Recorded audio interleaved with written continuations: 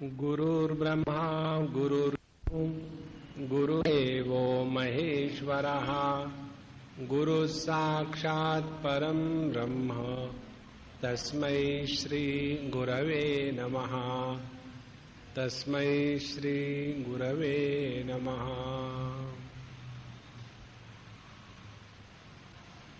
श्री कृष्ण। परीक्षित जी महाराज ने सुखदेव जी महाराज से प्रथम स्कंध के अंत में प्रश्न पूछे।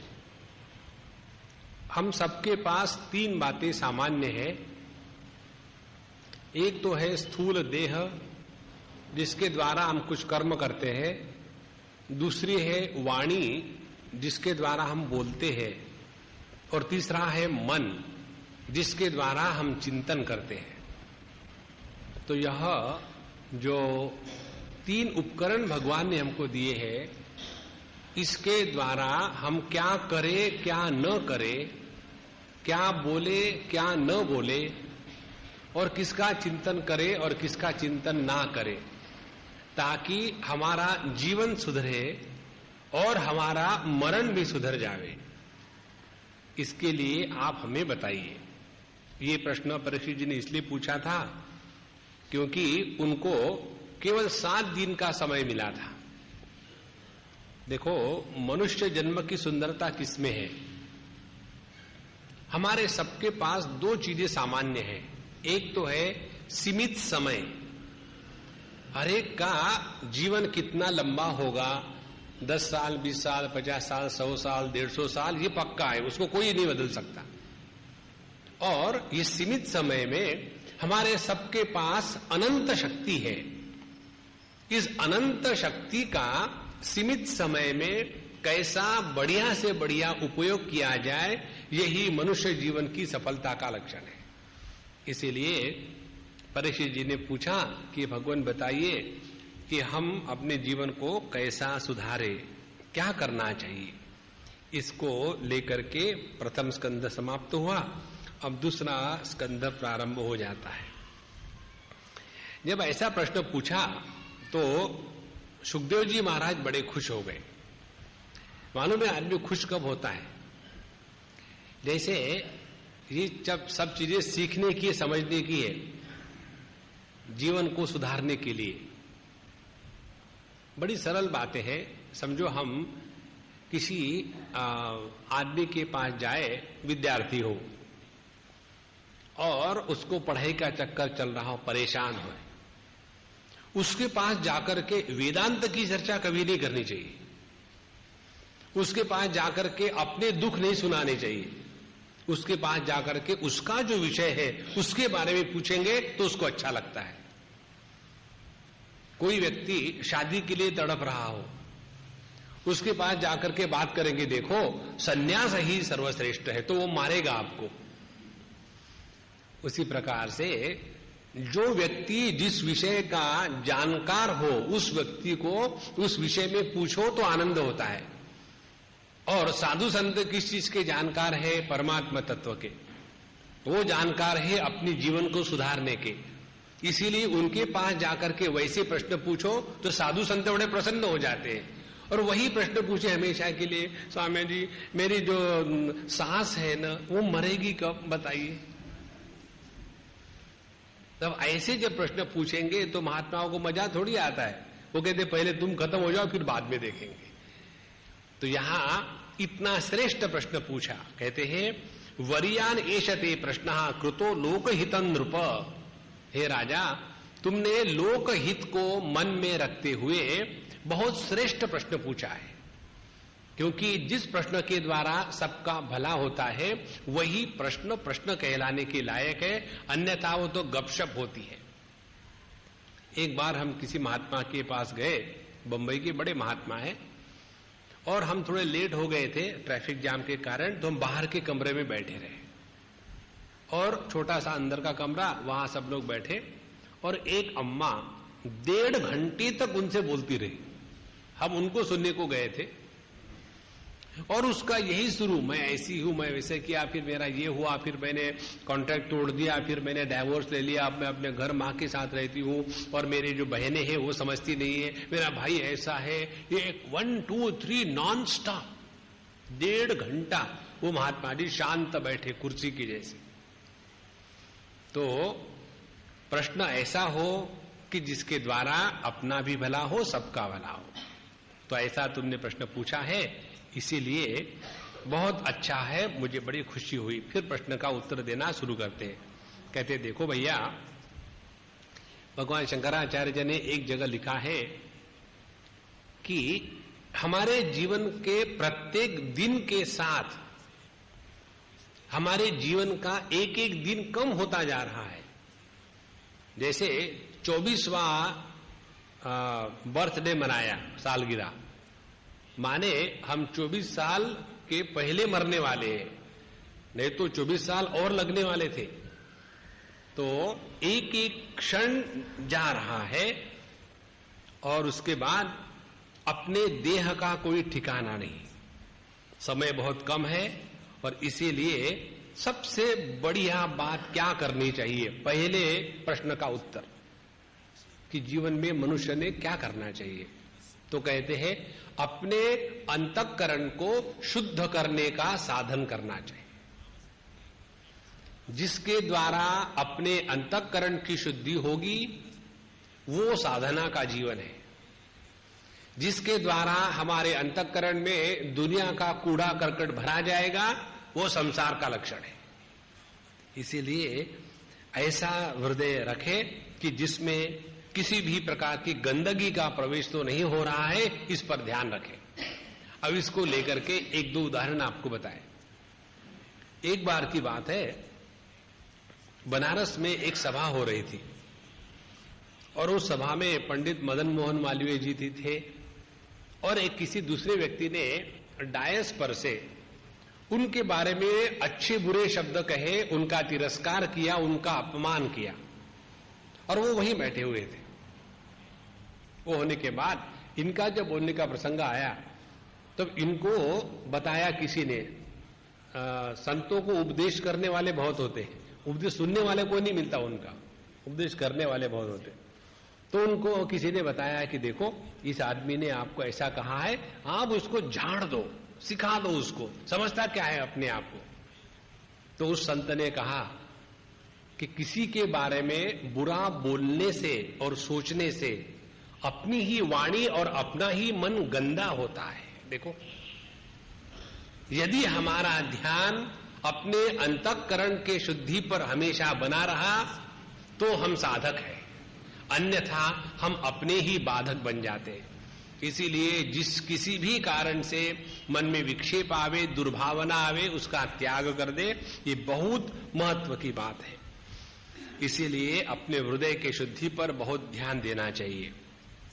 और जो बड़े निर्गुण निष्ठ महात्मा होते हैं, जिनके लिए किसी भी प्रकार के विधि निषेध नहीं है, जिसको कहते हैं अवधूत वृत्ति से जो जीते हैं, ऐसे महात्मा लोग भी नित्य निरंतर भगवान का नाम लेते रहते हैं। अब भगवान का नाम लेने से क्या होता है हम आपको शॉर्ट में बताएंगे, फिर अजामिल के समय विस्तार से बताएंगे। देखो, भगवान का नाम यह वृत्ति है, विचार है, और जगत के किसी भी वस्तु का चिंतन करना वो भी वृत्ति या विचार है। अब दोनों में फर्क क्या है? दोनों में ये फर्क है, समझो हमारे मन में ऐसी वृत्ति आई, चलो एक चाय पी जाए, ये भी विचार है। तो उसके बाद दूसरा विचार निर्माण होगा, कहां पिए, किसके यहां जाए, चाय के साथ पकोड़े मिल जाए तो अच्छा है, पकोड़ों के साथ मच्छर ना हो तो और अच्छा है। एक के बाद एक विचार आ रहे हैं। और यदि भगवान का नाम लो आप, श्री कृष्ण शरणम मम, एक बार आपने भगवान का नाम लिया तो वो वृत्ति वही शांत हो जाती है, उसके बाद दूसरी वृत्ति का जन्म नहीं होता। और इसीलिए हम अपने अंतःकरण को शुद्ध पवित्र रखना चाहते हैं तो नित्य निरंतर अखंड रूप से भगवान का नामस्मरण चलता रहे, ताकि जगत के विचार हमारे अंतःकरण में निर्माण न होवे। इसको जान करके बड़े अवधूत संत महात्मा भी हमेशा भगवान के नाम में गुणानुवाद में लगे रहते हैं। उसके बाद उन्होंने अपने अंतःकरण को शुद्ध करने का दूसरा तरीका बताया। हम जब तक अपने आप को छोटे दायरे में बांध के रखते हैं, माने जब तक हम अपने आप को परिच्छिन्न बना लेते हैं। हम परिच्छिन्न कैसे बना लेते हैं? प्रारंभ होता है अपने देह से, मैं केवल इतना ही हूं। एक बार ये परिच्छिन्नता की निष्ठा हो गई तो हम जहां भी जाएंगे छोटे छोटे दायरे में फंसे रहते हैं। कैसे फंसे रहते हैं? या तो हम कहेंगे ये हमारी संस्था है, वो हमारी संस्था नहीं, ये हमारा देश है, वो हमारा देश नहीं, ये हमारा धर्म है, वो हमारा धर्म नहीं, ये हमारे गुरु है, उसके पास हम जाएंगे नहीं। ये जो है ना छोटी वृत्ति के जो लोग हैं, उनका हृदय कभी भी पवित्र नहीं हो सकता। एक बार एक अम्मा ने मुझे पूछा था, बिहार की बात है, स्कूल की टीचर थी। बोले स्वामी जी मेरे मन में बड़ा द्वंद्व है, मैं क्या करूं? ने क्या काहे का द्वंद्व है? बोले जब हम छोटे थे तो हमारे गांव में एक महात्मा आए, देवराहा बाबा, बहुत बड़े महात्मा हो गए, 700 साल उनका जीवन चला। हम गए थे उनके पास, उन्होंने हमको आशीर्वाद भी दिया। तो 700 साल इतने बूढ़े, जटा बिटा थी, नग्न रहते थे, और जब कोई मिलने आता था तो एक हाथ कोई कंबल इम्बल ओढ़ लेते थे, और बड़े सिद्ध योगी पुरुष थे। तो बोले हमारे गांव में वो आए एक बार और पूरे गांव को दीक्षा दे दी। और हम उस समय छोटे थे, बच्चे थे, और जब हमारा नंबर आया कि हमारे कान में वो दीक्षा का मंत्र देंगे, और हम लोग बच्चे थे और हमेशा इसी में विचार करते थे, जब उनके पास जाएंगे तो उनकी दाढ़ी, उनकी जटाएं कान को चुभेगी, कुछ कुछ कुछ होगा। हमारा बचपन का जो मन था उसी में लगा रहा। और हम गए, वहां जाने के बाद उन्होंने पता नहीं क्या कहा, लेकिन हमको गुदगुदी बहुत हो गई, हम भाग गए।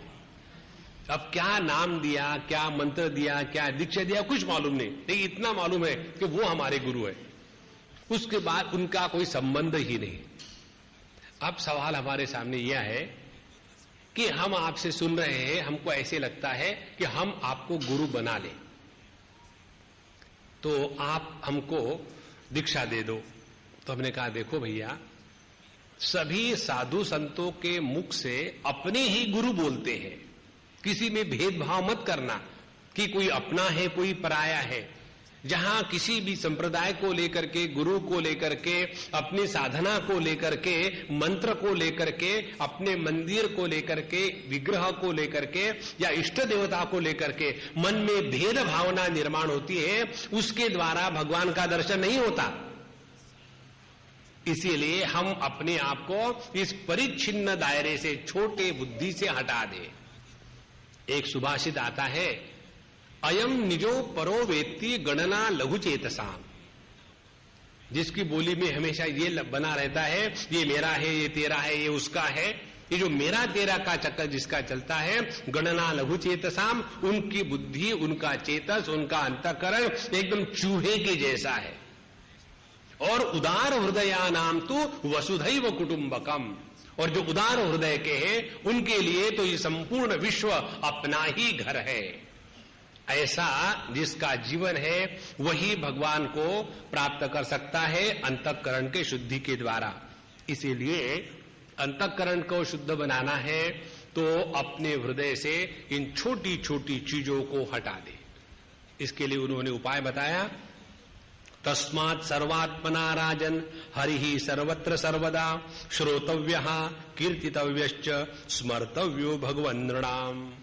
नृणाम सभी लोगों ने इसीलिए सर्वात्मना हरिहि, जो भगवान सबके हृदय में है, सर्वदा हर काल में, हर समय में, श्रोतव्यः, उसी का चिंतन करना चाहिए, सुनना चाहिए, कीर्तितव्यश्च, उसी के बारे में बोलना चाहिए, और स्मर्तव्य, और उसी के बारे में मन में चिंतन करना चाहिए। माने भगवान का चिंतन कैसा होवे, ध्यान से सुनना।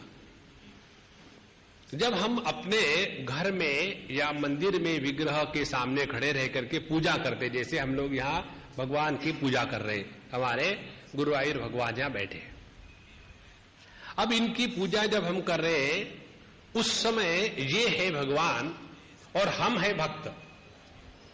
तो भक्त वो है कि जो सामने जो प्रत्यक्ष वस्तु है उसमें भगवान का दर्शन कर रहा है, उसको कहते हैं भक्त।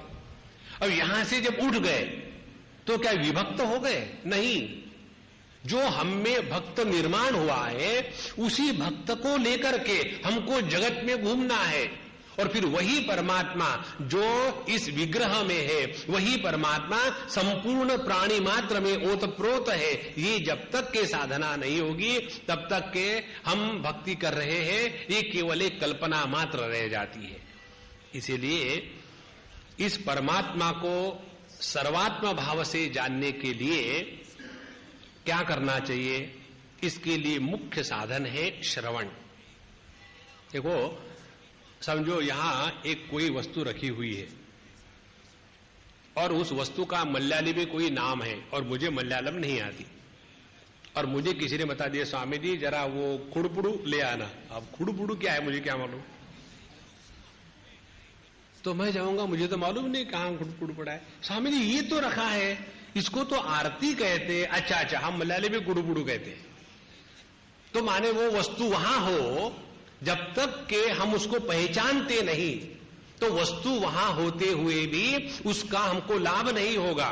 उसी प्रकार से इस संपूर्ण विश्व में परमात्मा ओतप्रोत है, लेकिन जब तक कि जगत में रहने वाले परमात्मा की पहचान हमको कोई करा के नहीं देगा, तब तक के प्रत्यक्ष रूप में भगवान आने के बाद भी उनका लाभ दर्शन हमको नहीं होगा। उसी प्रकार से जब हम इस परमात्मा को परोक्ष रूप से जानना चाहते हैं, भगवान वैकुंठवासी है, चतुर्भुज है, लक्ष्मी उनके पैर दबा रही है और शरशैया पर उनका आसन है और हमेशा शांत रहते हैं और नीला उनका देह का रंग है, ये जब बातें हैं भगवान की परोक्षता के बारे में, ये भी हमको शास्त्रों से जब कोई हमको पढ़ाएगा बताएगा तब समझ में आएगी। उसी प्रकार से अपना जो स्वरूप है सच्चिदानंद परब्रह्म परमात्मा एकमेवा द्वितीय नेह नानास्ति किंचन, यह जो अपना ब्रह्म स्वरूप है इसका भी बोध जब तक हमको कोई कराता नहीं तब तक मैं ब्रह्म स्वरूप हूं इसका ज्ञान नहीं होता। इस प्रकार से परमात्मा को प्रत्यक्ष रूप से, परोक्ष रूप से और अपरोक्ष रूप से जानने के लिए जो साधना है उस साधना में श्रवण सबसे महत्व की साधना है। जिसके जीवन में सत्संग का महात्म्य जाग लिया है उस व्यक्ति ने अपने आप पर बड़ी कृपा करी है। देखो, सत्संग जब जाकर के हम सुनते हैं महात्माओं से तो क्या फर्क पड़ता है? जो ज्ञान पुस्तक में है उस पुस्तक से ज्ञान को हटाने के लिए हमको अपने बुद्धि का बड़ा जोर लगाना पड़ता है और फिर धीरे धीरे वो समझ में आता है।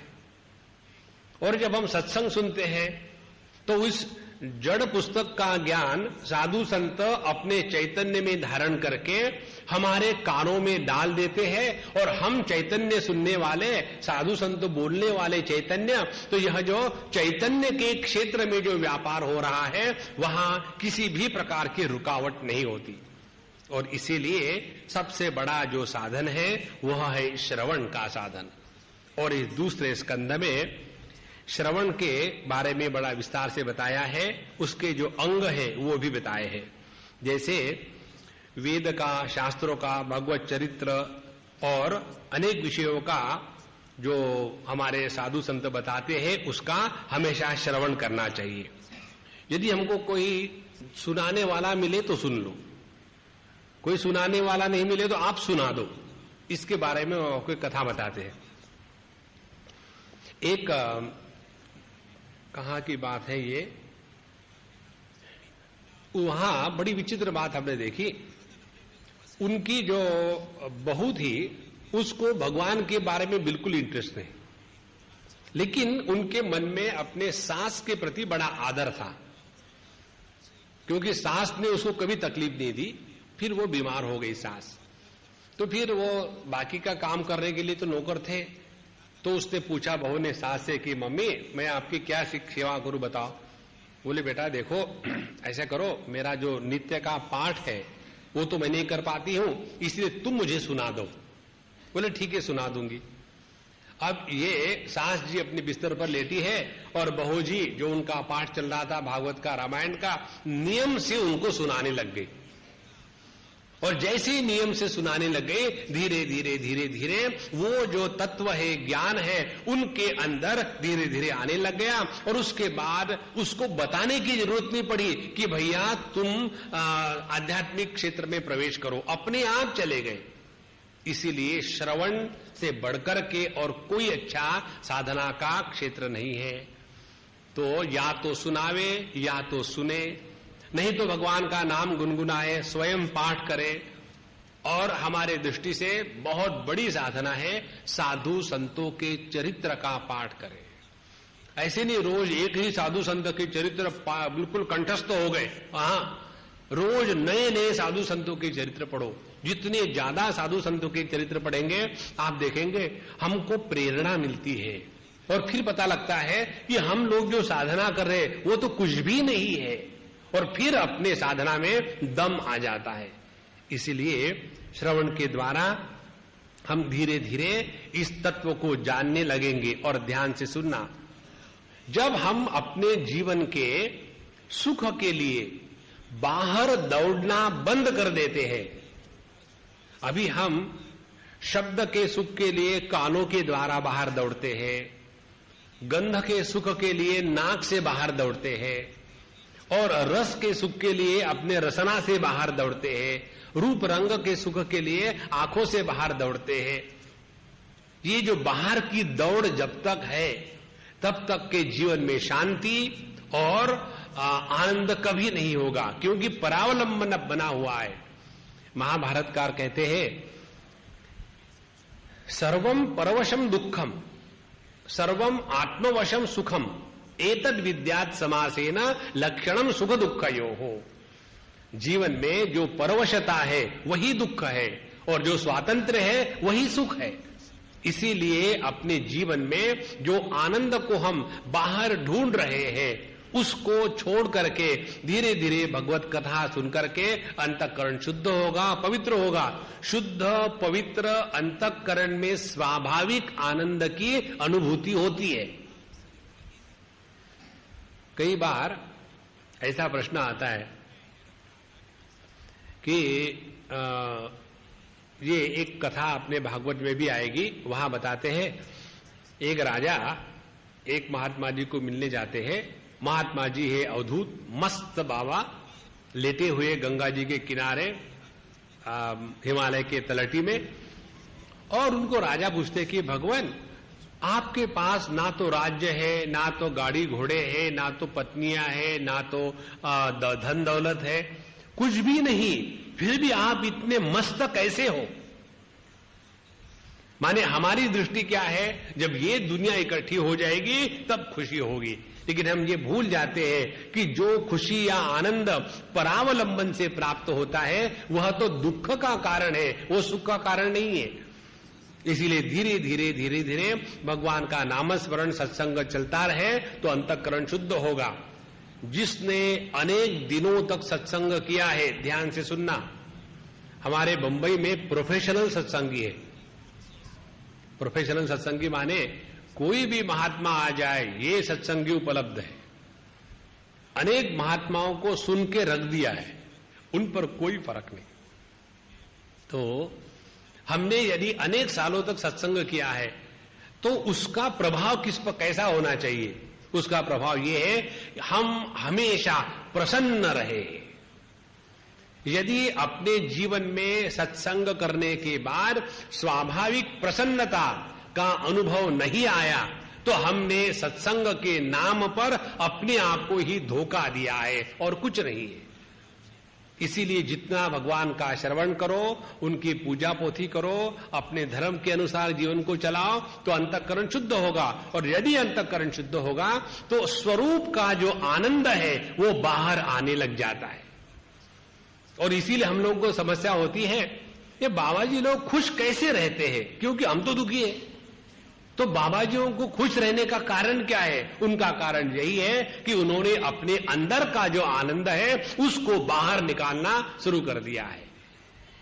तो इस प्रकार से स्वावलंबी हो जाओ अपने सुख के लिए, आनंद के लिए, और उसका एक ही उपाय है, अपने अंतःकरण को शुद्ध करें। और अंतःकरण शुद्ध होता है श्रवण के द्वारा, तत्व का चिंतन करके, भगवान का कथा गुणानुवाद करने के बाद।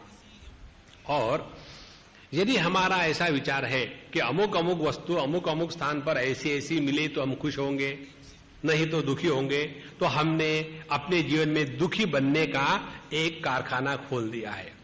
इसलिए जिसके हृदय का आनंद बाहर बहने लग गया है वो स्वयं दुखी नहीं रहता और सबको आनंद ही बांटता है।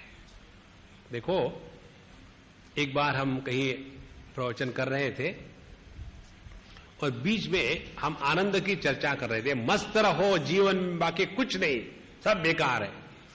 धीरे धीरे भूमिका बनी और आनंद पर पहुंच चुके। और एक अम्मा बैठी थी सामने, उसको बड़ा गुस्सा आया, क्योंकि आनंद में हम थे और सभी खुश थे। उसको गुस्सा आया, उसने बीच में उठ करके प्रश्न पूछा। नॉर्मली पूछते हैं लोग, वो कितना गुस्सा हो गई कि बैठ नहीं सकी, उठ के, Swami ji I want to ask you a question. है ना, पूछो अम्मा क्या बात है। आप शादी करके सुखी रह के दिखाओ। अब उन्होंने ट्रम्प कार्ड निकाला, माने जिनकी शादी हो गई है उनको दुखी होने का अधिकार है, ये इनका कहने का तात्पर्य है। देखो महाराज, यदि हम अपने दुख को जस्टिफाई करें तो हम कभी भी आनंद को प्राप्त नहीं कर सकते। इसीलिए फिर हमने कहा उनको, फिर आपको कहना क्या है? बोले सबको आप सुखी सुखी कहो, मौज में रहो, आनंद में कहते हो, दुख का क्या होगा? हमने कहा दूसरों को दुखी बनाओ, आप स्वयं दुखी मत बनो। तो बोले हम दूसरे को दुखी बनावे, लेकिन लोग तो कहते हैं कि सबको सुख देना चाहिए। हमने कहा हम आपको बताया, लोगों को दुखी बनाओ लेकिन आप सुखी रहो। बोले ये तो बहुत गलत बात है। हमने कहा जरा विचार करके सोचो, जो आदमी स्वयं सुखी होता है, प्रसन्न होता है, वो किसी को दुखी नहीं करता। जिसके हृदय में, जिसके अंतःकरण को लेप्रसी हो गई है, जिसके अंतःकरण में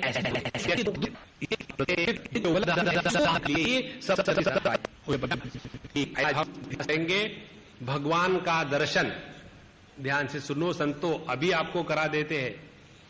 भगवान का दर्शन यदि आपको करना है तो एक बात की कसम खाओ कि कभी भी किसी भी हाल में दुखी नहीं होगे।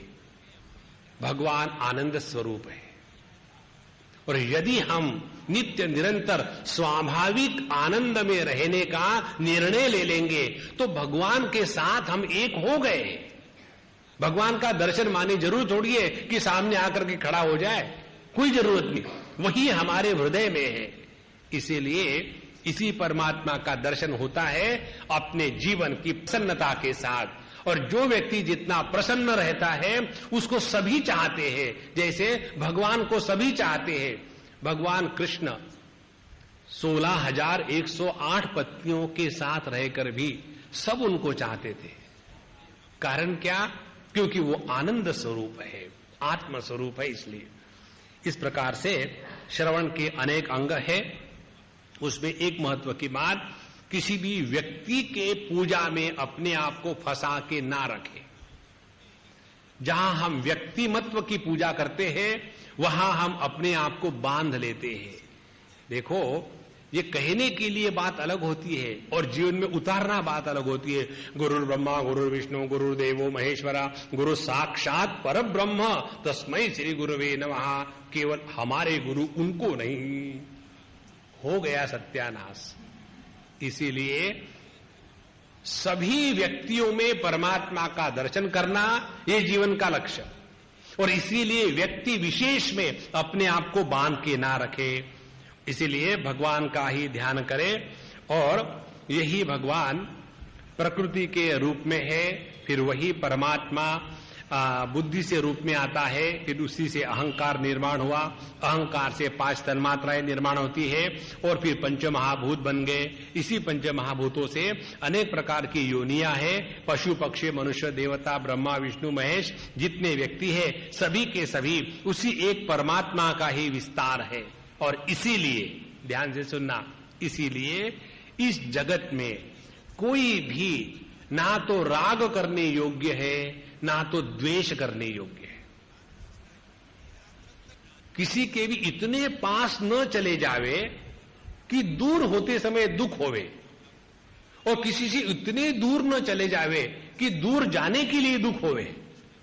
हमारे स्वामी अखंडानंद जी महाराज कहते थे बड़ी सरल शब्दों में, किसी से सटो मत, किसी से हटो मत, अपने आप में बैठो।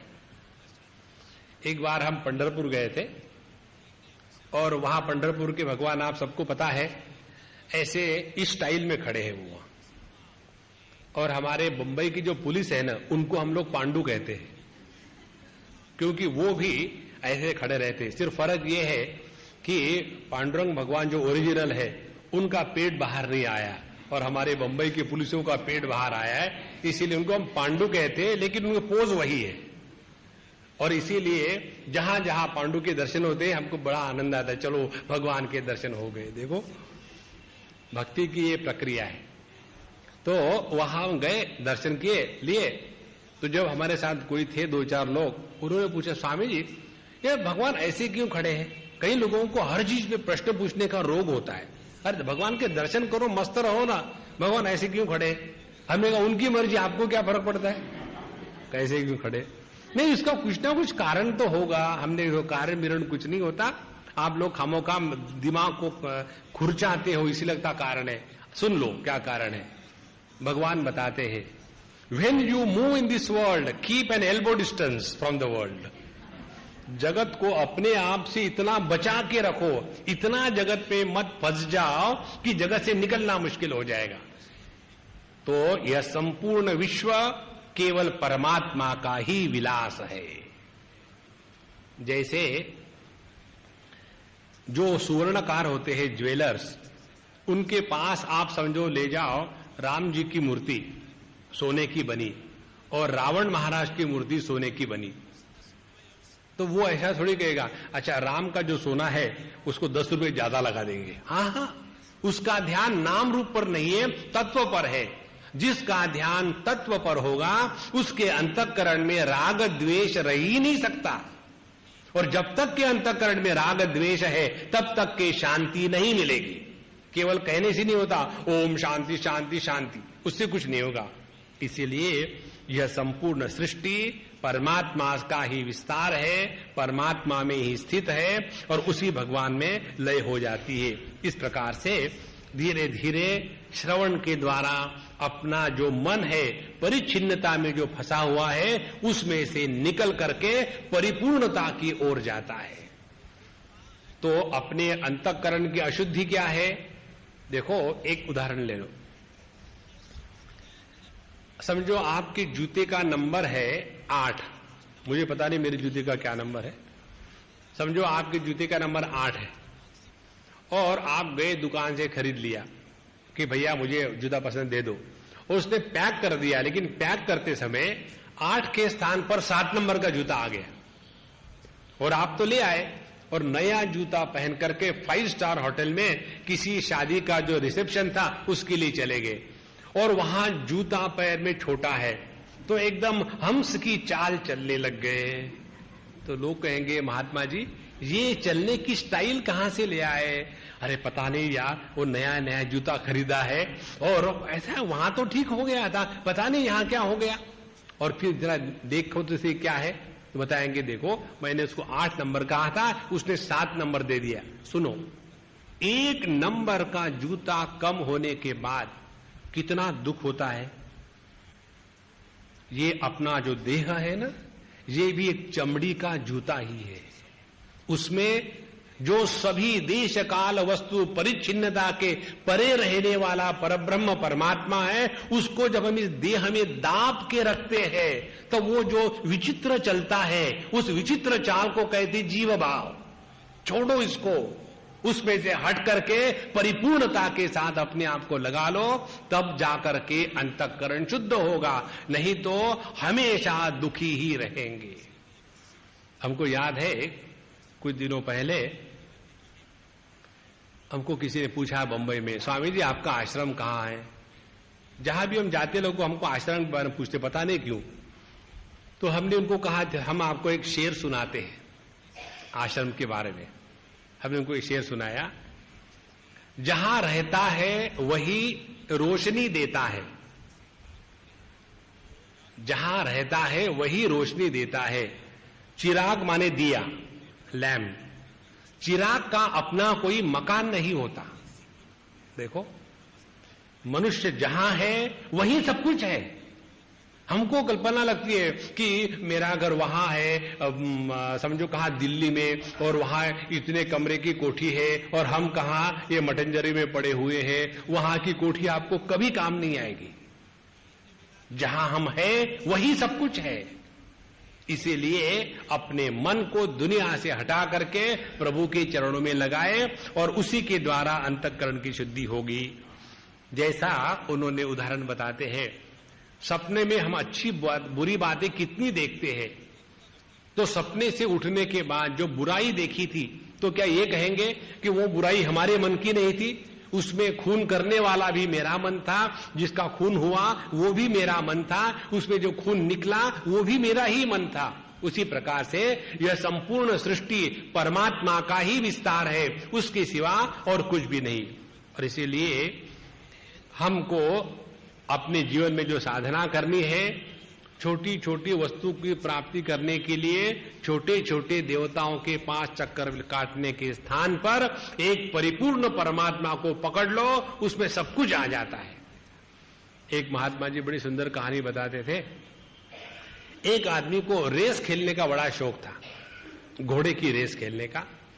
तो उसने बड़ी तपस्या करी, क्योंकि वो बंबई में रहता था, माहिम में, और माहिम में हमारे शीतला देवी का मंदिर है। तो शीतला देवी के पास रोज जाकर के फूल चढ़ाएगा, आरती करेगा कि हे मैया मुझे एक ऐसा घोड़ा दिला दो ताकि वो हमेशा जीते और फिर मैं करोड़पति बन जाऊं।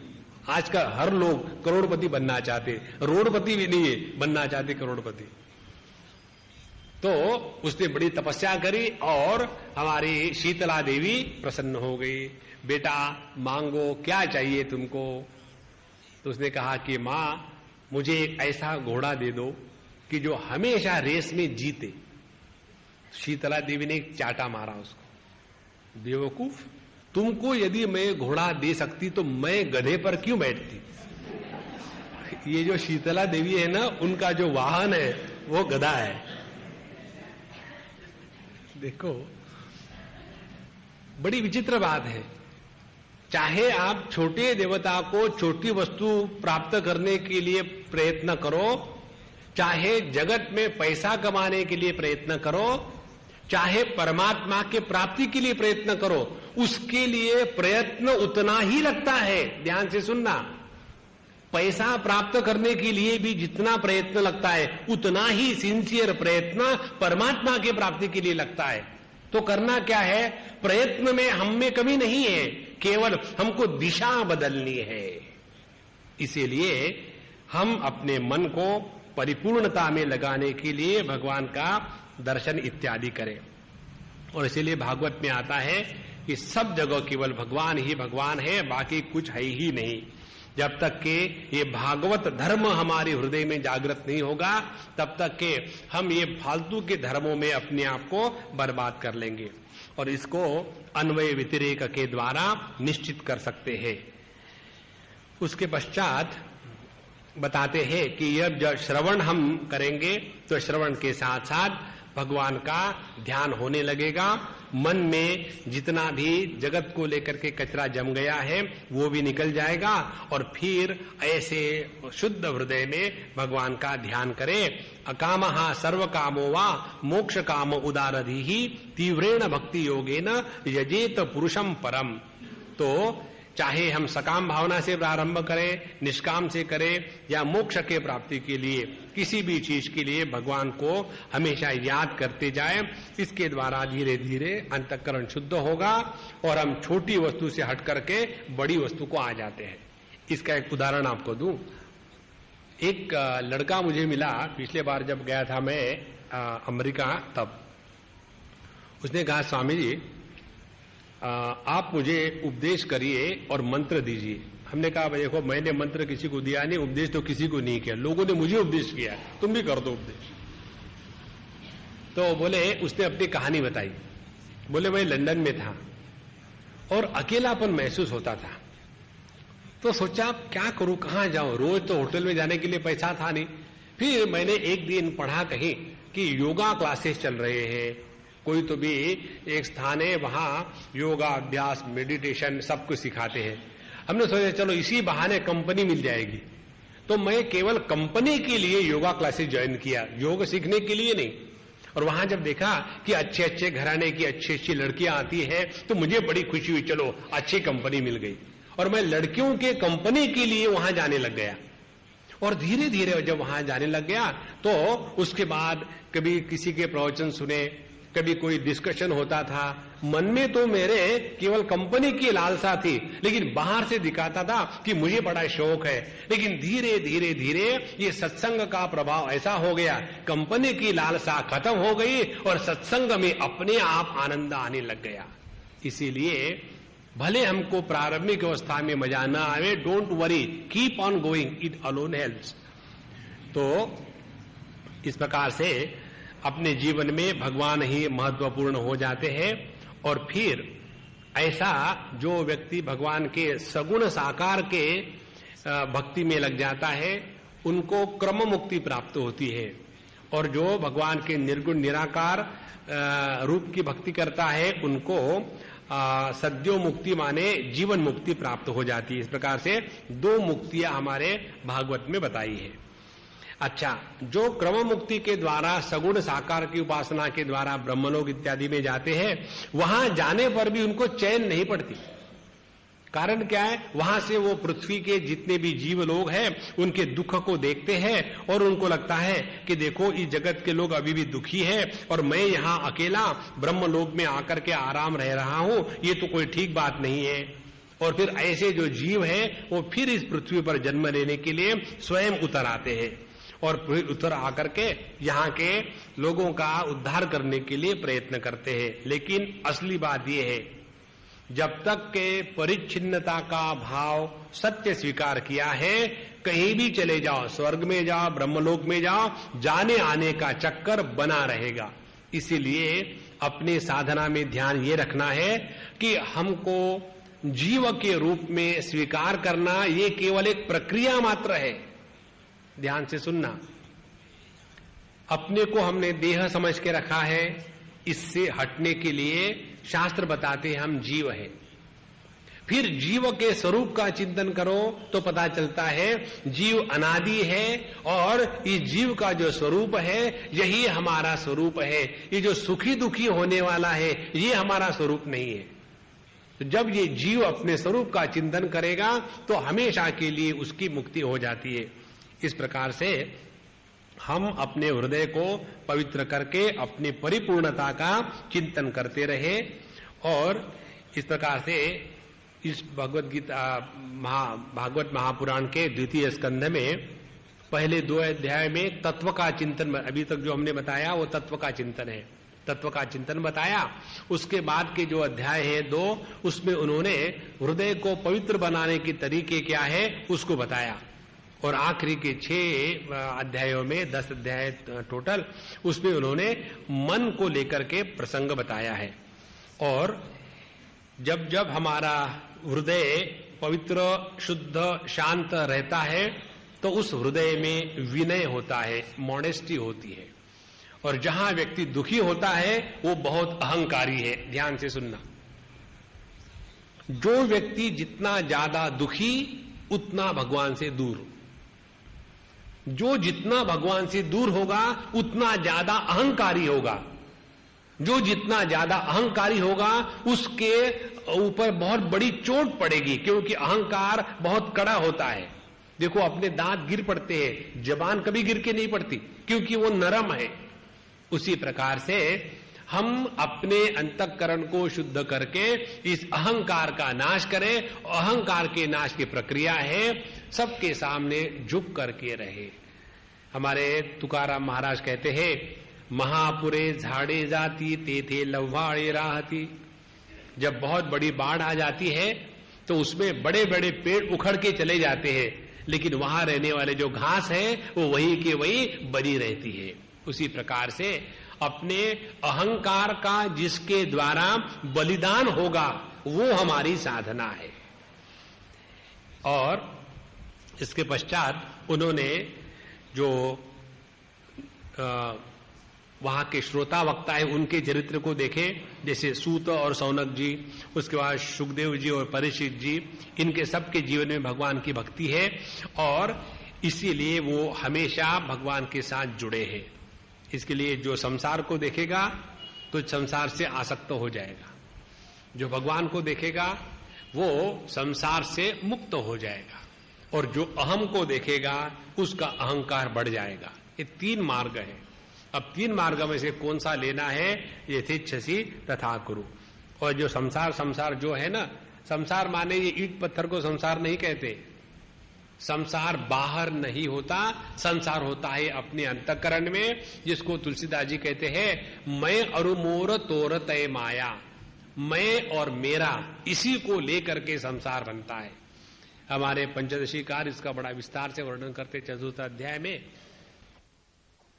उसकी खबर मिलने के बाद यदि उसके साथ कोई रिश्ता निर्माण हो जाए तब जाकर के दुखी होता है। माने मृत्यु के कारण दुखी नहीं, खबर के कारण दुखी नहीं। उसके साथ जब रिश्ता बना लिया ममता का, वही दुख हो गया। और वही कोई हमारा शत्रु है वो मर गया तो बड़ी खुश की बात हो गई, चलो अच्छा हो गया, मर गया। इस प्रकार से केवल ममता, राग, द्वेष ही सुख दुख के निर्माण के कारण है। इस प्रकार से जब तक हम इस अभिमान को लेकर के चलेंगे तब तक के यह संसार बना रहेगा, सुख दुख की परंपरा नष्ट नहीं होगी। इसलिए एक बार भगवान से प्रेम हो जाए तो यह जो मैं मेरेपन का संसार है हमेशा के लिए गल जाता है। हम आपको सत्य सत्य बताते हैं, जिस दिन आप अपने मन से ये भगवान को संपूर्ण रूप से समर्पण कर दो कि भगवान इस जगत में मेरा कोई भी नहीं और कुछ भी नहीं, सिंसियरली, उस दिन के बाद ध्यान को बैठो आप। हम आपको गारंटी देते हैं बिना प्रयत्न का आपका मन प्रभु के चरणों में लगेगा, बिना प्रयत्न का। अभी हमारी स्थिति कैसी है, चलो मेडिटेशन करना है, 15 मिनट टाइम है, फिर बच्चों को तैयार करना है मेडिटेशन के बैठे, और बैठेंगे कैसे, मेडिटेशन के बाद वहां रोटी बना करके टिफिन बनाना है। तो मेडिटेशन में होगा, आटा कहां रखा है, आटा तो को लाया नहीं। नारायण, यदि एक छोटा टिफिन बॉक्स बनाने का संकल्प लेकर के हमारा मन इतना विक्षेपित हो जाता है तो ये दुनिया दिमाग में भरने के बाद कहां मन प्रभु चरणों में लगेगा। इसीलिए ध्यान करते समय एक चीज का ख्याल रखना। स्वामी जी आप संध्या के समय ऐसे बताते, हाँ हम बता रहे हैं, सुनो ध्यान से। जब ध्यान में बैठेंगे तो ये संकल्प कर लेना, अब हमको यहां से उठना नहीं, ये हमारा जीवन का अंतिम क्षण है, सबका त्याग हो गया, इसी में संपूर्ण विलीन हो जाना है। लेकिन कल तो मुझे जाना था ना कहीं, मेरा टिकट कटा हुआ है। जब आप इस संकल्प को लेकर के बैठोगे, मेरे जीवन का ये आखिरी समय है, this is the last moment of my life, अब हमको आगे कहीं नहीं जाना, सिनेमा समाप्त तो होने वाला है, लास्ट 5 मिनट्स बैठ लो। देखो मन कहीं नहीं दौड़ेगा, कहीं नहीं भागेगा। लेकिन जहां संकल्प करके बैठते हैं कि मेडिटेशन के बाद ये करेंगे वो करेंगे, उसको फोन करना है, उसका फोन आने के बाद मैसेज लेके रखना, क्या बताया था, संसार शुरू हो गया।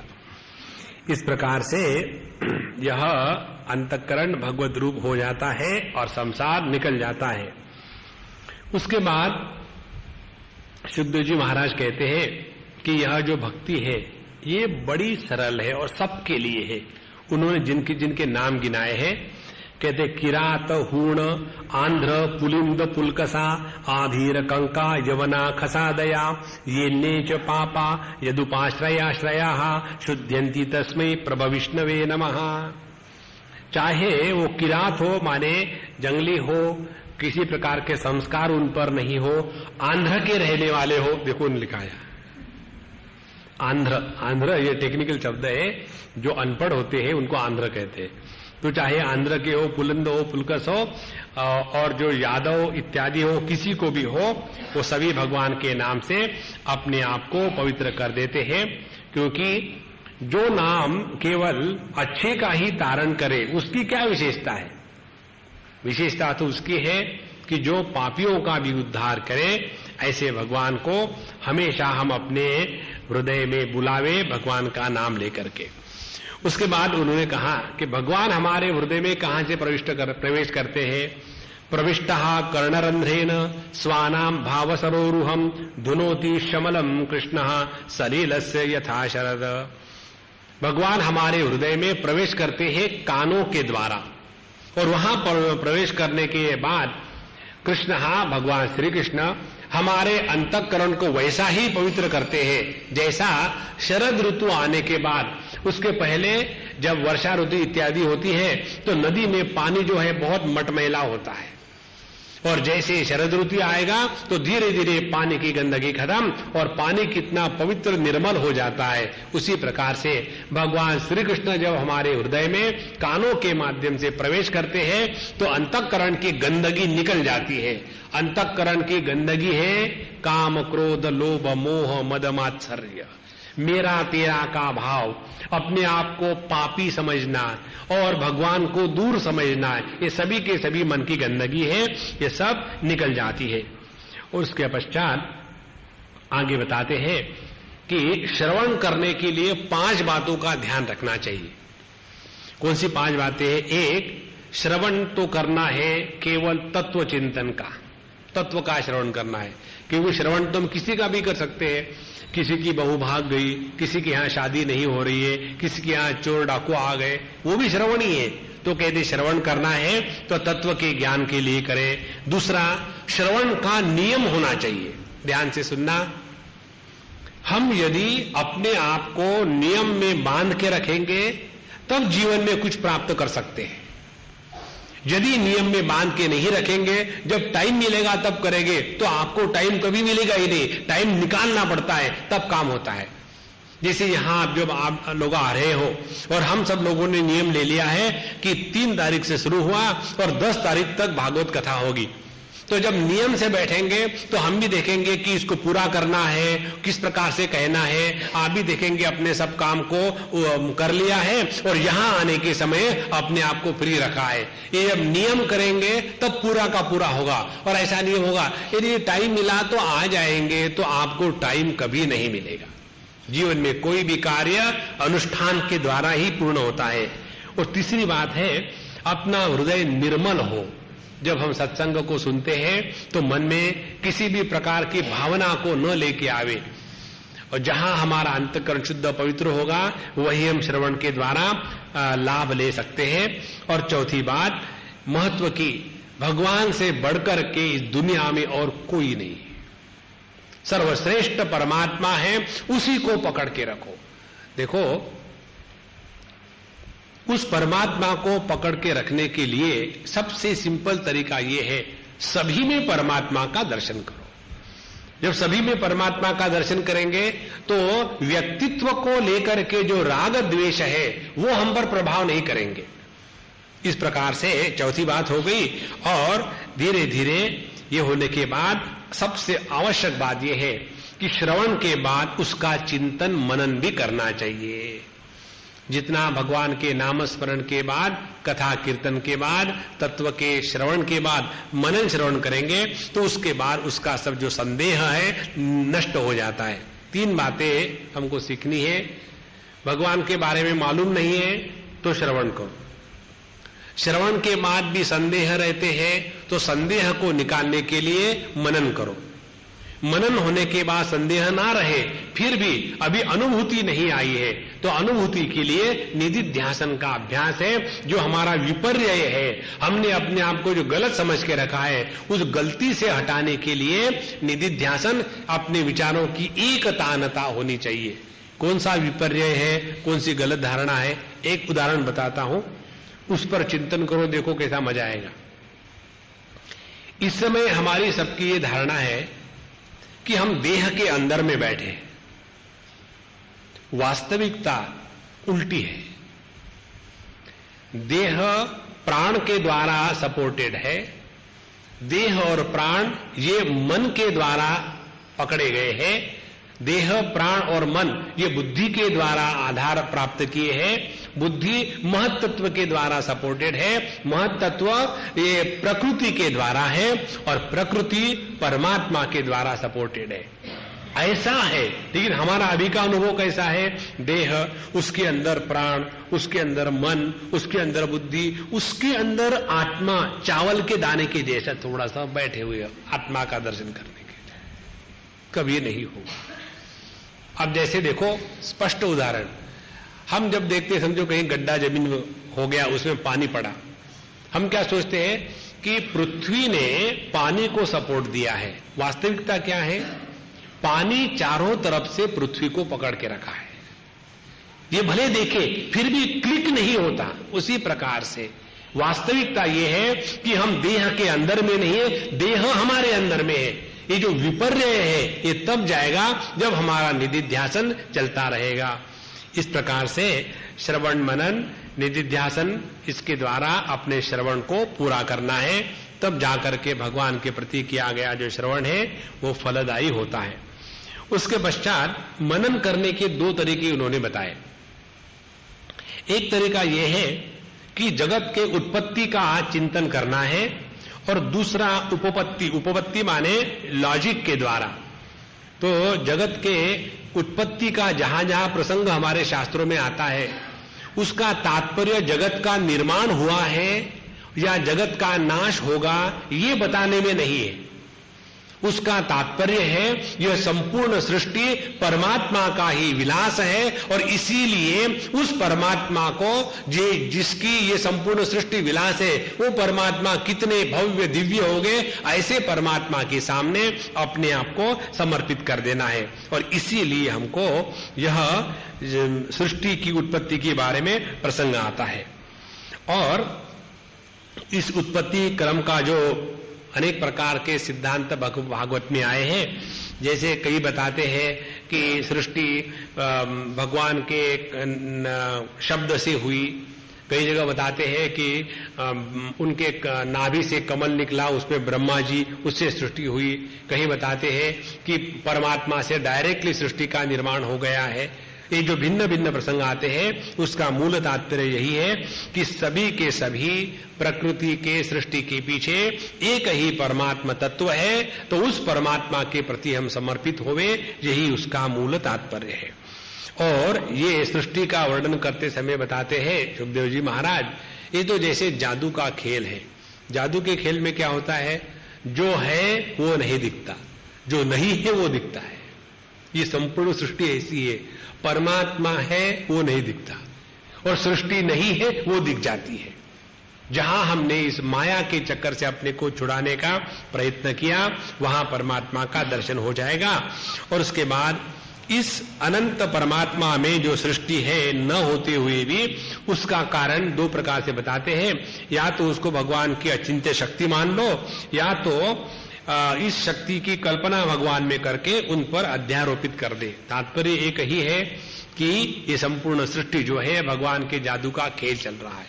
एक आपको बात बताई इसको लेकर के, आपको यदि अपने बुद्धि को, मन को शांत रखना है तो ये ट्राई करिए। इससे निश्चित फायदा होगा। कौन सी बात? किसी भी चीज को लेकर के उसकी कार्य कारण मीमांसा ना करें। सिद्धांत है कार्य कारण मिथ्या। किसका कुछ कारण नहीं होता, किसका कुछ कार्य नहीं होता, ये ऐसा ही है, एकदम मन शांत रहेगा। जैसे समझो किसी को परेशानी है, लेकिन ये इतना गुस्सा क्यों करते, इसका कोई कारण नहीं, उनका स्वभाव ही वैसा है। जहां आपने अपने बुद्धि से ये कार्य कारण दोनों को हटा दिया, मन एकदम शांत हो जाएगा। इसीलिए ये जो सृष्टि है, जगत है, इसमें ना कोई कार्य है ना कोई कारण है, बस ऐसा ही है और ऐसा ही चलता रहेगा। उसके होने के बाद ये जो सृष्टि का वर्णन हो गया, फिर इस सृष्टि में रहने वाले जो जीव है, जो जीव नित्य है, और यही भगवान इस सृष्टि में जीव के रूप में अवतरित होते हैं। और ये जो जीव नित्य इसलिए है क्योंकि हम सबको एक अनुभव सामान्य है, हमको किसी को भी अपने अभाव का अनुभव नहीं होता, कभी भी नहीं हो सकता कि आई एम एब्सेंट, मेरा अभाव है, ये अनुभव किसको हो ही नहीं सकता, क्योंकि हम स्वयं सत स्वरूप है और वही हमारी असलियत है। लेकिन उसको हम भूल जाते हैं और बाकी चीजों में लगे रहते हैं। उसी प्रकार से सृष्टि को लेकर के देखो तो सृष्टि को वर्णन यदि करना हो तो बताते हैं सृष्टि क्या है। देश काल वस्तु, इन तीनों के व्यापार को सृष्टि कहते हैं। यदि देश और काल इन दोनों को निकाल दो तो सृष्टि का वर्णन हो ही नहीं सकता। और देश काल क्या है उसका चिंतन करने को बताते हैं भागवत में। यदि देश का चिंतन करो, पूर्व पश्चिम उत्तर दक्षिण कहां तक है, तो जितना आप दूर चले जाओ आप केवल अज्ञान में नष्ट हो जाओगे, पूर्व का अंत आपको कहीं नहीं मिलेगा। यदि पश्चिम कहां तक है, कहीं भी कितने भी दूर तक चले जाओ पश्चिम का अंत नहीं मिलेगा। ऊपर कहां तक है, कहीं भी चलेगा आपको अंत नहीं मिलेगा। कारण क्या? जितना हम मैं से दूर जाते हैं अंधकार में, अज्ञान में नष्ट हो जाते हैं। इसीलिए इस संपूर्ण सृष्टि का जो देश काल है उसका प्रारंभ और उसका अंत होता है मैं में, और यही मैं जो है इस संपूर्ण सृष्टि का आधार है। देखो, यदि हम ये प्रश्न करेंगे कि ये जो देश है, दिशाएं है, ये क्या देश में निर्माण हुई कि विदेश में निर्माण हुई? काल में निर्माण हुआ कि अकाल में निर्माण हुआ? तो ये तो सब देश काल वस्तु जो है ये केवल इसी मय का ही विस्तार है। इसलिए जब तक के आप इस मय का चिंतन नहीं करेंगे तब तक कि ये सृष्टि आपको परेशान करती रहेगी, और इस मय के रूप को पहचान लो तो वही परमात्मा का दर्शन हो जाता है। इस प्रकार से भगवान की ये जो सृष्टि है अनेक प्रकार से बताई गई है, और इस सृष्टि में रहने वाले जो जीव है परिच्छिन्न है, उसका इस अनित्य सृष्टि के साथ संबंध होने के कारण परमात्मा ही जीव के रूप में आकर के अपने आप को सुखी दुखी बनाने का नाटक करता है। ध्यान से सुनना, भगवान जब दुखी बनने का नाटक करता है तब उसको जीव कहते हैं। तो जितने जीव हम लोग अपने आप को दुखी बना रहे हैं ना, ये तो सब नाटक चल रहा है, असल में दुखी कोई नहीं है। कितना भी ट्राई करो आप, कितना भी भयानक दुख आपके जीवन में आ जाए, आप कंटिन्यूअसली 24 आवर दुखी नहीं रह सकते, क्योंकि वो असंभव है, वो सत्य नहीं है। लेकिन आनंद जो अपना स्वरूप है, हम हमेशा सुखी रह सकते हैं। तो जहां जहां दुख का नाटक हो रहा है वहां भगवान ने जीव का चोला पहन लिया है और यह नाटक चल रहा है। इस प्रकार से परमात्मा नित्य अपरिच्छिन्न, वही नित्य अपरिच्छिन्न परमात्मा अनित्य सृष्टि के साथ तादात्म्य करके जीव भाव को आकर के यहां सुख दुख के चक्कर में फंस जाता है। इस प्रकार इस द्वितीय अध्याय में जगत की उत्पत्ति बताते हैं माया से। तो संपूर्ण संसार का वर्णन 3 स्टेजेस पर आता है भागवत में। पहले यह सृष्टि, फिर इस सृष्टि में सुख दुख भोगने वाला जीव, और फिर इस जीव का उद्धार करने के लिए भगवान का अवतार। ये 3 चीजों को मिला करके यह भगवान की सृष्टि बनी है, और इसके द्वारा हम परमात्मा का चिंतन करते हैं। इसके बाद इसी परमात्मा तत्व का निरूपण करने के लिए उपपत्ति माने जिसको कहते हैं युक्ति के द्वारा हम तत्व का चिंतन कर सकते हैं, मनन कर सकते हैं। उसमें कथा आती है, भगवान नारायण के नाभि से एक कमल निकला। नाभि माने नभ माने आकाश। तो भगवान के नाभि से कमल निकला और उस कमल के ऊपर में फिर ब्रह्मा जी निर्माण हुए। और फिर ब्रह्मा जी अकेले थे कमल पर, उनको पता नहीं कौन कहां है। उन्होंने चारों तरफ देखा तो उनके चार मुख हो गए। और फिर उनको समझ में नहीं आया कि मैं कौन हूं, कहां हूं, किसने मुझे निर्माण किया। फिर उन्होंने अपने आप को ढूंढने का बड़ा प्रयत्न किया तो उनको पता ही नहीं चला कि मैं कौन हूं, जैसे हमको अपने बारे में पता नहीं। पहले हम कहानी के रूप में बताते हैं, फिर तत्व की चिंतन के बारे में बताएंगे। और जब उन्होंने देखा कि मेरा जन्म कहां से हुआ, मैं कौन हूं, फिर उन्होंने सोचा कि अब क्या किया जाए, कोई है नहीं दूसरा किसी को पूछे। फिर उनको आवाज सुनने को मिली, आकाशवाणी। दूरदर्शन नहीं था उस समय, आकाशवाणी सुनने को मिली और उनको शब्द सुनने को मिले 16-21 16-21। अब ये 16-21 कोई सट्टे का नंबर है क्या? बोले नहीं, 16 माने त और 21 माने प। तो तप करो तप करो तप करो। उनको तपस्या का आदेश हुआ, उन्होंने तपस्या करी। ध्यान से सुनना, तपस्या में त्याग का प्राधान्य होता है। कोई व्यक्ति 2 पैरों पर खड़ा है तो तपस्या थोड़ी कहेंगे, 1 पैर पर खड़ा है तो तपस्या है। कोई व्यक्ति खाना खा रहा है तो तपस्या थोड़ी कहेंगे, खाना नहीं खाता है तब तपस्या कहेंगे। कोई व्यक्ति बारिश में छाता लेकर के खड़ा है तो तपस्या नहीं कहेंगे, बारिश हो रही, गीला हो रहा है, तपस्या कहेंगे। गर्मी है और चारों तरफ से अग्नि ताप के रखा है, तपस्या है। माने तपस्या त्यागमय होती है।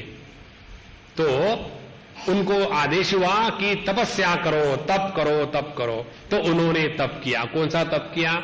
पहले जो बहिर्मुखी थे, मैं कहां हूं, कौन हूं, कि मेरे अगल बगल में कोई नहीं, वहां से हट करके वो संपूर्ण रूप से अंतर्मुखी हो गए। हम लोग युक्तामुखी है, ना तो बहिर्मुखी है ना तो अंतर्मुखी है।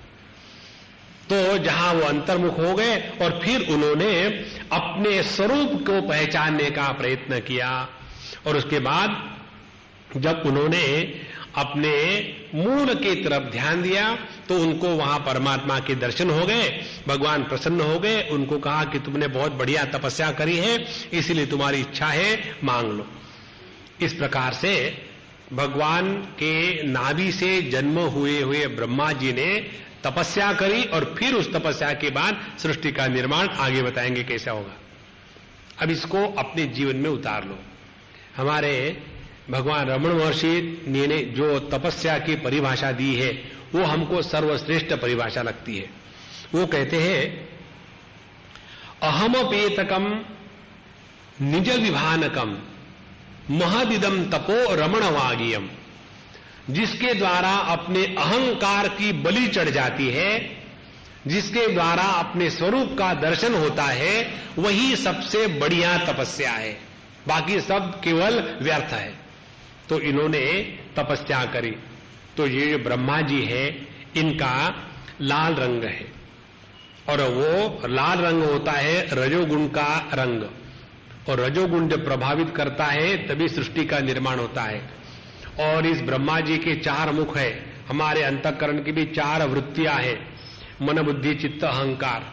और इस मन बुद्धि चित्त अहंकार में जब ये रजोगुण का प्रभाव हो जाता है तब यह संपूर्ण संकल्प विकल्प राग द्वेष की सृष्टि निर्माण हो जाती है। इस प्रकार से जो संपूर्ण सृष्टि समष्टि की है वैसी ही सृष्टि हम रोज अपने हृदय में निर्माण करते हैं। तो ये ब्रह्मा जी को आदेश हुआ था कि सृष्टि निर्माण करनी है तो पहले तपस्या करो। बिना तपस्या की सृष्टि निर्माण करेंगे तो राग द्वेष की सृष्टि निर्माण होगी। और तपस्या के पश्चात सृष्टि निर्माण करेंगे तो साधु संतों ने जो सृष्टि निर्माण करी है कि चारों तरफ भगवान का नाम संकीर्तन, ये जो सृष्टि भगवत सृष्टि है, यह तपस्या के बाद की सृष्टि है। अच्छा, फिर ब्रह्मा जी को भगवान प्रसन्न हुए तो वहां बताते करे स्पृशन, उन्होंने शेक हैंड किया। एक बार हम गए थे कहीं और किसी सज्जन के पास, और वो सज्जन संस्कृति नाम के वायरस से पीड़ित थे। कई लोगों को संस्कृति का वायरस बहुत काटता है, जैसे अपने यहां मटनचरी में मच्छर काटते हैं, वहां संस्कृति का वायरस। हर चीज को लेकर के हिंदू धर्म की संस्कृति ले आते, कहीं भी लगाओ। जैसे हम गए, हमने कहा भाई टेबल कुर्सी नहीं गया खाने के लिए, नीचे बैठना हमको मजा नहीं आता। स्वामी जी आप हिंदू होकर के जमीन पर बैठ के नहीं खाते? हमने कहा ये कहां लिखा है हिंदू होने के बाद आपको टेबल कुर्सी पर बैठना मना है? उसके बाद वो कोई हमको खाना लेके आया, हमें come on thank you very much, और हमने हाथ लगाया। स्वामी जी आप शेक हैंड कर रहे हो हिंदू हो करके? हमने राम राम राम, मेरी चोटी नहीं है, मेरा जनेऊ ही नहीं है, मैं हिंदू नहीं हूं। देखो सन्यासी की चोटी भी नहीं होती और जनेऊ भी नहीं होता। संस्कृति का तात्पर्य बाहर का आडंबर नहीं है। संस्कृति का तात्पर्य है सबके प्रति अपने हृदय में प्रेम होवे, किसी का तिरस्कार न होवे, नहीं तो हम अपने आप को परिच्छिन्नता में बांध करके अपना सत्यानाश करते हैं।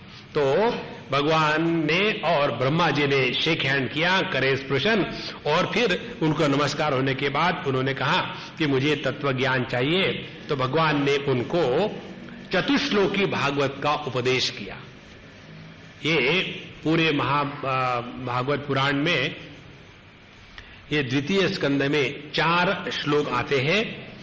9वें अध्याय का 31 से लेकर के 37 श्लोक, उसमें से जो पहले 4 श्लोक है उसको चतुश्लोकी भागवत कहते हैं। और ये चतुश्लोकी भागवत पूर्ण भागवत का सार है।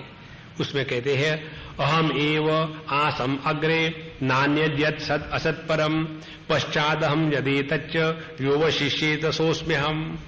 उन्होंने बताया कि मैं ही इस सृष्टि के निर्मिति के पूर्व था, सृष्टि में भी मैं ही हूं और सृष्टि के अंत में भी मैं ही रहता हूं, क्योंकि मेरे सिवा दूसरा कुछ है ही नहीं। पहले भी मैं था, अभी भी मैं हूं, बाद में भी मैं रहूंगा। इस प्रकार से केवल मैं मात्र इस सृष्टि का आधार है। पहला चतुश्लोकी भागवत का श्लोक। अब देखो, इसीलिए अपनी जितनी साधना होती है ना संतो, बाहर की साधना के द्वारा यदि हम अंतर्मुखी होकर के अपने स्वरूप का चिंतन करने लग जाए कि मेरा स्वरूप क्या है, जो सत्स्वरूप है उसका कभी अभाव नहीं, ये जो नित्य उपलब्ध बोध है वह मैं हूं। जागृत अवस्था आती है, नाचती है, चली जाती है, लेकिन मैं ज्यों का त्यों। स्वप्नावस्था आती है, रहती है, चली जाती है, लेकिन मैं ज्यों का त्यों। सुषुप्ति सबके अभाव की अवस्था आ जाती है, लेकिन जो अभाव में भी जिसका अभाव नहीं होता वह मैं ज्यों का त्यों हूं। यह मैं सत असत स्थूल सूक्ष्म इन सब के परे सबका आधार और यही मेरी असलियत है। इसका अखंड चिंतन करना माने परमात्मा चिंतन करना। हम लोग जगत की छोटी छोटी चीजों में जो फंसे हुए हैं ना, इसीलिए चिंतन करना कठिन हो जाता है। यहां बताया क्या है, संपूर्ण जागृत अवस्था। संपूर्ण जागृत अवस्था का तात्पर्य हो गया संपूर्ण स्थूल जगत का अभिमानी जो मैं हूं, और इस स्थूल जगत के स्थूल अनुभव, इन तीनों को मिला करके जागृत अवस्था बनती है। तो जैसे स्वप्न देखने वाला स्वप्न पुरुष प्रत्येक सपने में अलग अलग होता है। एक बार एक ने सपना देखा कि वो गधे पर बैठ के जा रहा है और नीचे गिर गया। दूसरे दिन उसने सपना देखा वो मारुति में बैठ के जा रहा है, फिर नीचे गिर गया। तो जो गधे से गिरा था एक सपने में, और दूसरे सपने में जो मारुति कार में से गिरा था, तो क्या दो एक थे कि अलग थे? स्वप्न भिन्न है, स्वप्न के अनुभव करने वाले भिन्न है, वो एक नहीं हो सकते। उसी प्रकार से हम रोज जागृत अवस्था में आते हैं कल का जो जागृत पुरुष था, आज का जो जागृत पुरुष है, इसका एक दूसरे से कोई संबंध नहीं, लेकिन ऐसी कुछ माया चल जाती है कि हम उसको जोड़ जोड़ करके एक ऐसी लाइन बना लेते हैं। मेरा वहां जन्म हुआ था, फिर मैंने ऐसा किया, फिर मैं बड़ा हो गया, फिर मैंने पढ़ाई करी, उसके बाद नौकरी करी, फिर नौकरी में पैसे खाए, फिर बिजनेस शुरू किया। ये जो पूरी की पूरी कड़ी बनाते हैं, इसका किसी के साथ कोई संबंध नहीं। जहां हम ये शुद्ध अहम का चिंतन करेंगे, उतना हम इस सृष्टि से और सृष्टि के सुख दुख से चले जाएंगे दूर। और इस प्रकार से इस अहम तत्व का हमको अनेक प्रकार से चिंतन करना है। 4 श्लोकों में बताया और आखिरी श्लोक में कहते हैं, एतावदेव जिज्ञास्यम तत्व जिज्ञासुनात्मनः अन्वय व्यतिरेकाभ्याम यत्स्यात् सर्वत्र सर्वदा। तो अन्वय व्यतिरेक की प्रक्रिया से, अन्वय व्यतिरेक की प्रक्रिया माने क्या? सभी आभूषणों में सुवर्ण का होना आवश्यक है, तो ये हो गया सुवर्ण का आभूषणों में अन्वय। लेकिन सुवर्ण को रहने के लिए विशेष आभूषणों का आकार धारण करने की आवश्यकता नहीं है। ये हो गया सोने में सुवर्ण के जो अलंकार है, अलंकारों का व्यतिरेक। इस प्रकार से सुवर्ण सत्य है, अलंकार केवल नाम रूपात्मक है। इसी प्रकार से इस संपूर्ण सृष्टि के आधार के लिए मैं आवश्यक है, लेकिन मेरे अस्तित्व के लिए सृष्टि की कोई आवश्यकता नहीं।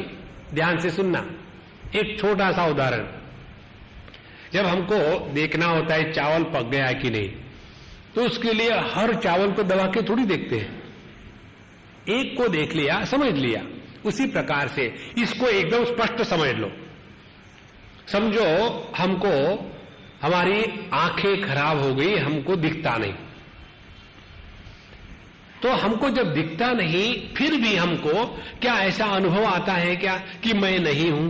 माने जब आंखें थी तब भी मैं हूं, जब आंखें कम हो गई, कमजोर हो गई, तब भी मैं हूं, जब आंखें चली गई तब भी मैं हूं। माने मेरे अस्तित्व के लिए आंखों का होना न होना आवश्यक नहीं है। माने मेरा अस्तित्व आंखों से निरपेक्ष है।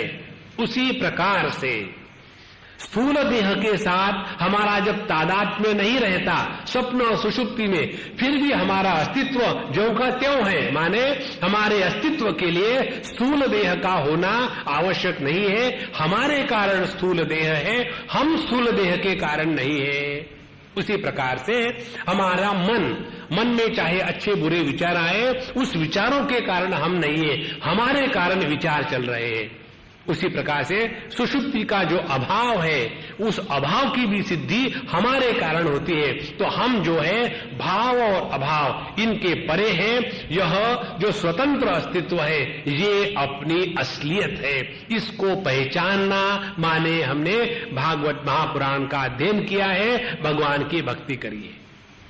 इस प्रकार से यत्स्यात् सर्वत्र सर्वदा, सर्वत्र माने ऐसा कोई भी देश काल वस्तु नहीं है जहां मैं नहीं हूं, और सर्वदा हर समय हूं। इसीलिए कई लोग स्थानांतरण करके साधना करने की सोचते हैं। हम चलो वहां जाएंगे, साधना करेंगे। अरे महाराज, कहीं भी चले जाओ, आप तो वही हो, आप नहीं बदल सकते, क्योंकि हमारा स्वरूप ही ऐसा है कि जिसमें किसी प्रकार का बदल नहीं आ सकता, केवल उसको पहचानना है। इस प्रकार से उन्होंने 10 अध्यायों में ये सबका सब प्रसंग द्वितीय स्कंद में बताया। अब हम आते हैं द्वितीय स्कंद के आखिरी अध्याय में, 10वें अध्याय में। उन्होंने बताया कि इस भागवत महापुराण में परमात्मा का वर्णन और परमात्मा के प्राप्ति की जो प्रक्रिया है वो 10 प्रकार से दी है। कौन से 10 प्रकार है? पहला प्रकार ये है कि यह सृष्टि किस प्रकार से निर्माण हुई, तो सृष्टि के निर्माण का प्रसंग जहां जहां आया है उसमें परमात्मा का प्रतिपादन करना है। दूसरी बात, ये भिन्न भिन्न योनियां कैसे बन गई। जैसे देखा जाए मनुष्य का देह और एक गधे का देह, तो दोनों में वही तो पंचमहाभूत है। ऐसे थोड़ी है गधे में रहने वाला आकाश गधा है और आदमी में रहने वाला आकाश इंटेलिजेंट है, नहीं। वो पंचमहाभूत वही है। तो ये वही पंच महाभूतों से भिन्न भिन्न योनियां किस प्रकार से बनी, ये दूसरा प्रसंग आता है जिसके द्वारा हम तत्व का चिंतन कर सकते हैं। तीसरा प्रसंग आता है कि यह सृष्टि किस स्थान में है, सृष्टि का आधार क्या है। चौथा प्रसंग आता है कि यदि ये सृष्टि कम होती है तो उसको फिर बढ़ाता कौन है। पांचवी बात आती है कि भिन्न भिन्न वासनाएं कैसी हैं, अच्छी वासनाएं, बुरे संस्कार इत्यादि। छठवां विषय आता है काल के क्या क्या विभाग है, किसको कहते हैं, भूतकाल, भविष्यकाल, मिनट, घंटा, युग इत्यादि। उसके बाद सातवीं बात आती है भगवान के जो भक्त है उनके चरित्र कैसे होते हैं। आठवीं बात आती है भगवान के प्रेम के कारण मन का कैसा निरोध हो सकता है। नौवीं बात आती है कि मुक्ति का मतलब क्या, और 10वीं बात है जिस भगवान में ये संपूर्ण सृष्टि बनी हुई है उस परमात्मा का स्वरूप क्या है। इस 10 बातों का वर्णन पूरे भागवत में आया है। उसका तात्पर्य येन केन प्रकारेण हम परमात्मा को स्मरण करें, याद करें। इसके साथ द्वितीय स्कंध पूरा हो जाता है। इस प्रकार से पहले स्कंध में हमने देखा अधिकारी का निर्णय हुआ, और दूसरे स्कंध में इस परमात्मा को प्राप्त करने के लिए श्रवण ही मुख्य साधन है, ये बताया। इसके पश्चात तृतीय स्कंध प्रारंभ हो जाता है, और इस तृतीय स्कंध में 33 अध्याय है, और इसमें भगवान का जो वर्णन है वो विसर्ग के द्वारा हुआ है। विसर्ग का तात्पर्य है निर्माण, सर्जन माने सृजन माने सृष्टि, विसर्ग माने विशेष प्रकार का सर्ग। तो यहाँ 2 प्रकार के सर्ग है, एक दैव सर्ग और दूसरा है आसुर सर्ग। आसुर सर्ग का पहले वर्णन आता है, भगवद गीता में भी विचार आते हैं कि 2 भूत सर्गो लोकेस्मिन दैव आसुर एवच। इस जगत में 2 प्रकार के सृष्टियां हैं, एक असुर सृष्टि है, दूसरी सुर सृष्टि है या दैवी सृष्टि है। इसमें जो आसुर सृष्टि है उसमें हिरण्यगर्भ नहीं, हिरण्याक्ष, हिरण्यकश्यपु इनकी कथा आती है, और जो दैवी विसर्ग है उसमें मनु, शतरूपा, कर्दम, देवहूति, कपिल इत्यादि इनके वंश का वर्णन आता है। अब इसमें जो जिस प्रकार से कथा प्रस्तुत की है उसको ऐसा बताते हैं कि जब कौरव पांडवों का युद्ध की तैयारी हो रही थी, युद्ध शुरू नहीं हुआ था, उस समय विदुर जी को बुलाया था धृतराष्ट्र ने, और इसलिए बुलाया कि उनके मन में बड़ी अशांति थी कि अब युद्ध में क्या होगा, कैसा होगा, और अपने वंश का तो नाश तो नहीं हो जाएगा, तो कैसा करना चाहिए ताकि ये युद्ध रुक जाए। लेकिन उनका प्रयत्न ये था कि पांडव वॉकआउट दे करके चले जाए और मेरे बच्चे रहे, ये उनका मूल भाव था।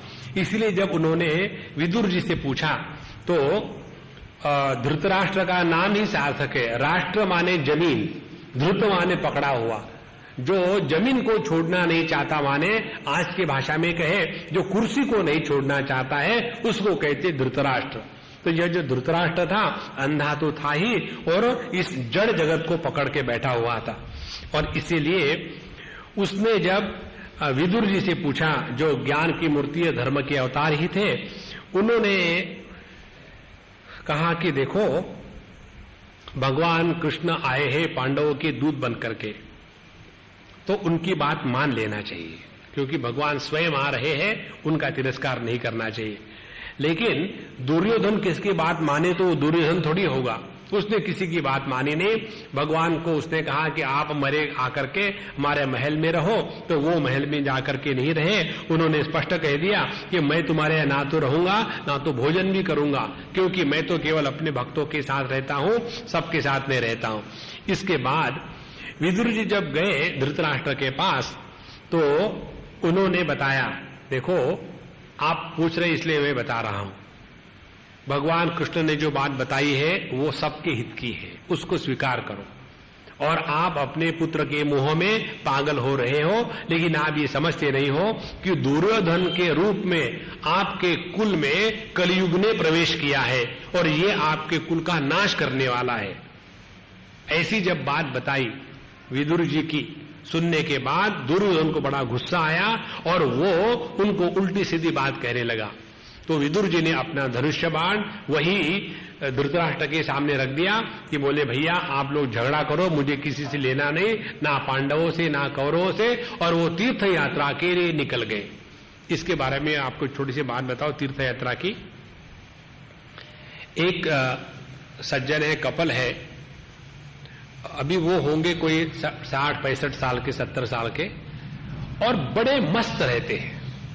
उनकी मस्ती कैसी है, वो घर में नहीं रहते अपने, उन्होंने भिन्न भिन्न तीर्थ स्थानों पर अपनी दोस्ती बना ली है, कहीं भी खरीदा कुछ नहीं है। ऋषिकेश में वो जाकर रहते हैं साल में 6 महीने, जब वहां भीड़ भाड़ नहीं होती वहां जाकर के रहते हैं। वहां अनेक प्रकार के सत्संग चलते हैं, और वो जिस सत्संग में जाते हैं वहां के जो स्वामी जी है, उन स्वामी जी के पास वो पिछले 20 साल से जा रहे हैं, लेकिन उनको उनका नाम तक मालूम नहीं है। आएंगे, सत्संग करेंगे, तत्व का चिंतन होगा, अपने चले गए, गंगा जी में डुबकी लगाए, खाना खुना खाए, और मस्त मौज में शांति में रहते हैं। देखो, इस जगत में एक समय ऐसा जरूर आना चाहिए कि इनफ इज इनफ, और ये बात होती है तीर्थ क्षेत्र में जाने से। इसीलिए हमारे विदुर जी ने सोचा अब ये महाभारत के चक्कर में पड़ने से कोई मतलब नहीं है, चलो हम अपना तो भला कर ले। वहां से उठे और चले गए तीर्थ यात्रा के लिए, और अनेक तीर्थों का उन्होंने भ्रमण किया। और ऐसा भ्रमण करते करते जब यमुना के तट पर पहुंचे तो वहां उद्धव जी से उनकी भेंट हो गई। तो विदुर जी ने द्वारका का कुशल पूछा कि उद्धव जी आप तो द्वारका में थे, भगवान का कैसा चल रहा है, कुछ बताइए। तो विदुर जी बताते हैं, उद्धव जी बताते हैं विदुर जी को कि देखो भगवान श्री कृष्ण तो अंतर्धान हो चुके हैं, और जैसे उनको पता चला भगवान के बारे में तो विदुर जी को भी बड़ा दुख हुआ, और हमारे उद्धव जी महाराज भगवान की स्मृति मात्र से गदगद हो गए, उनकी आंखों से आंसू गिरने लगे। उद्धव जी के चरित्र बड़ा सुंदर है।